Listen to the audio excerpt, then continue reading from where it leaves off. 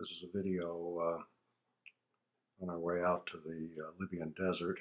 Robert H. Ray Geophysical had about 18 crews out there at the time that I was there. This is the Libyan airport, the cargo terminal side of it, that is. And these are the DC-3s, faithful planes that more or less took us out to the desert. That's Wally Johnson. He was one of the town people, seismologist, his title was, sort of assistant party chief. DC-3s, most of them, I guess, were left over from Second World War, Rolls-Royce engines, not perfectly maintained. That's probably some tires that were set on fire in the desert to mark a landing strip. I'm not sure whether that was our landing strip or not, but that was a typical way, since the maps and so on were rather primitive in those days. No GPSs and things like that. So here we've landed now.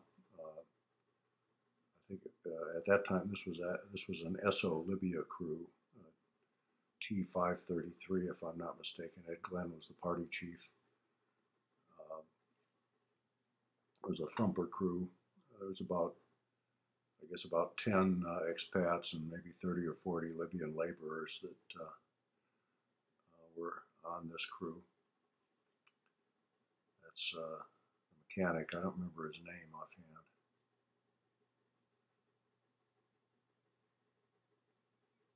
So we're bouncing our way back to camp from the landing strip. Most of the trucks that we had were either they were not Land Rovers, they were Dodge Power Wagons, which were more reliable. Not exactly luxurious, but reliable. The laborers all were in tents, whereas we staff people had trailers that actually weren't too bad.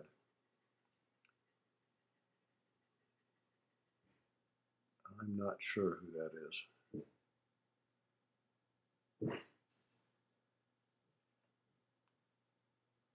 Closer picture of the Power Wagon. These are four-wheel drive things. Also, I think in some cases left over from the war, they had six-cylinder flathead engines that put out about 75 horsepower or something like that, but they would go almost anywhere, four-wheel drive.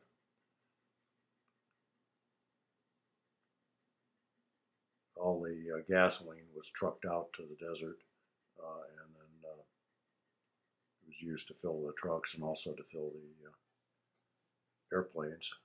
That was Sid Foreman. He was a mine clearance guy on the crew. Where we were, there were still some leftover mines from Second World War. And this guy had done mine clearance, I guess, in the British military. That's a big rig, an oil drilling rig. We were, of course, a seismic crew trying to figure out where the big rig should go. There's Sid again.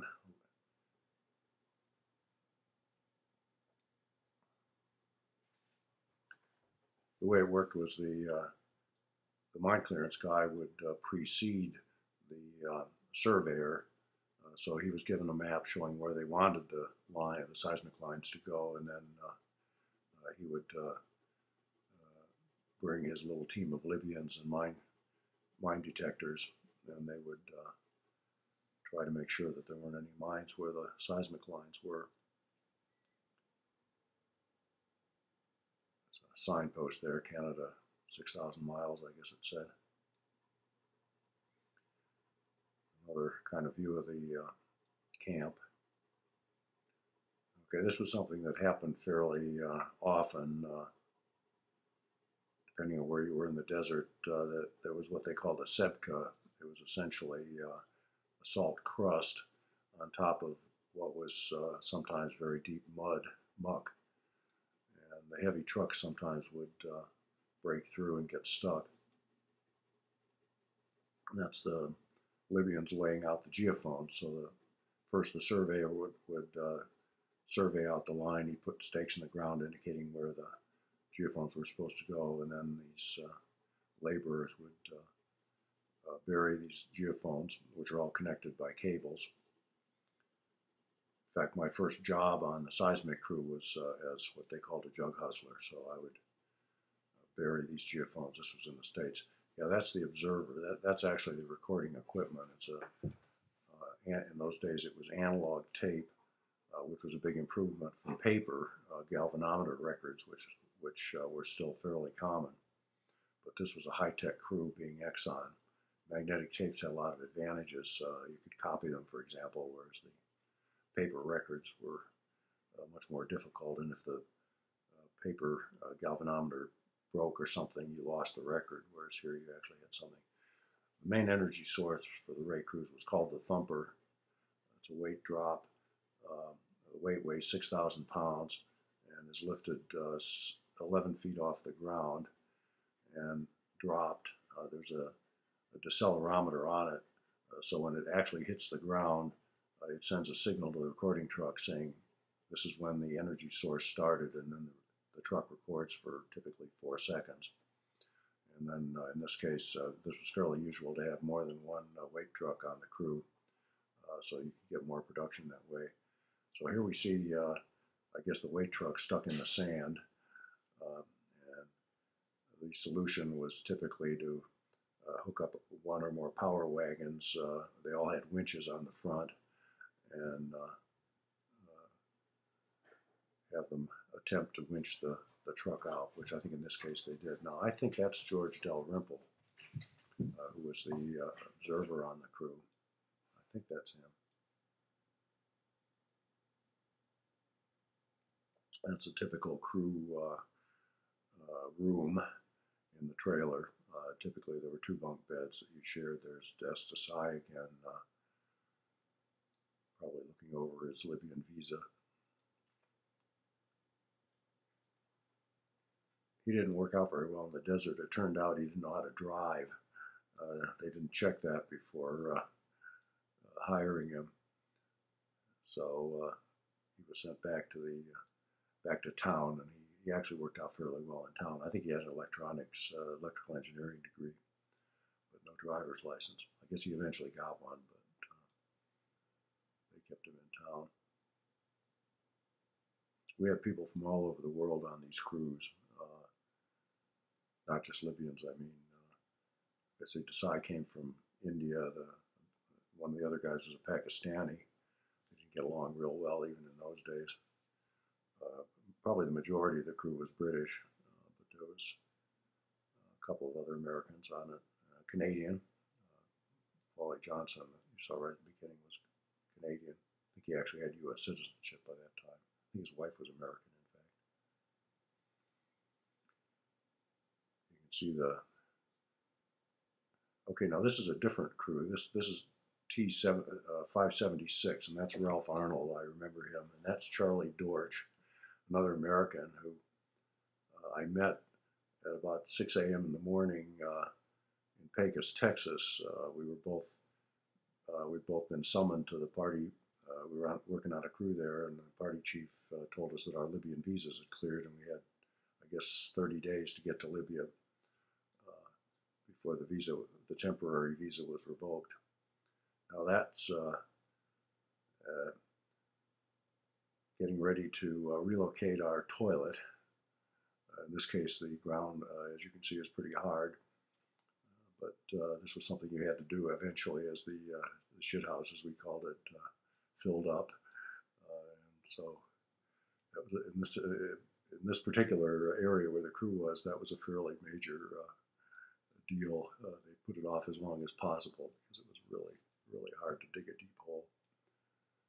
And if you didn't dig a deep hole, then of course it filled up faster.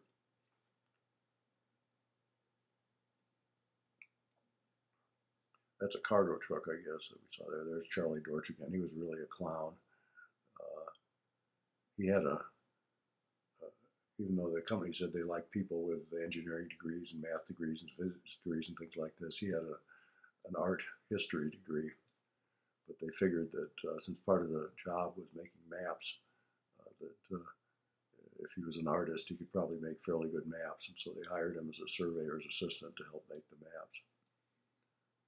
He spent a lot of his time hunting for arrowheads. For some reason, there were a lot of really ancient arrowheads there. And I think that's Ralph. That's George Dalrymple. Yeah, that's right. He came out to 576 to relieve Ralph Arnold. In those days, we worked 3 weeks in the field, and then we got a week leave with a small living allowance. I think it was about $60 or something like this, which was enough to pay for a flight to Malta, for example, which was nearby. Malta was very cheap in those days. You could rent a flat for £1 a day. You could rent a car for £1 a day.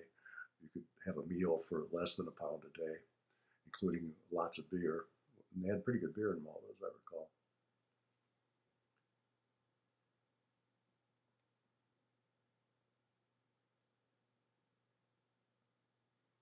Just another view of the desert.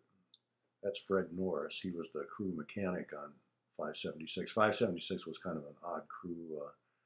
It only had one weight truck, and it was actually a weathering crew. It was not for reflection seismic data. It was for refraction seismic data, which was used to measure the depth of the near surface, so-called weathered layer, which was very low velocity compared to the subsurface. And so the seismograms were very distorted if you did not correct for the varied thickness of the low velocity layer.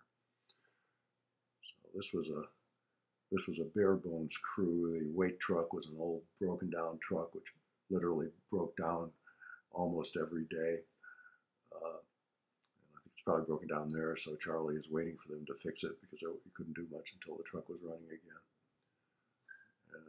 The way they worked, there was actually a separate engine for the weight drop. I think it was a Ford industrial engine. So the truck itself was, I'm not sure what kind of truck it was. Maybe a GMC or something. But essentially you had two completely independent systems. One was the motor that drove the wheels and drove the truck.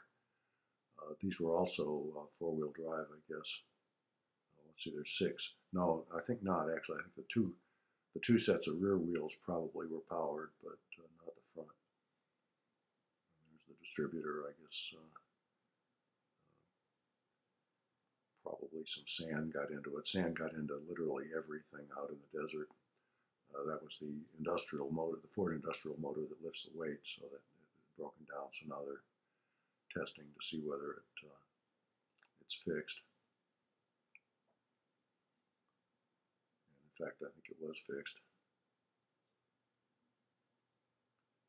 Those chains are there to warn people to not walk under the truck. This was something Libyans sometimes did because it was in the shade. One of them apparently fell asleep under the weight one time, and the observer didn't know that, so that was kind of the end of that guy. Of course, there was an accident report and all kinds of problems associated with this fatal accident, which of course was entirely the fault of this stupid Libyan, but that was life in Libya. I think, as a matter of fact, I think they probably had to spirit the driver of the truck out of the country. I think he was probably accused of murder, and they didn't want to take a chance on him going to trial in a Libyan court. Okay, so it looks like everything's good to go with the weight truck.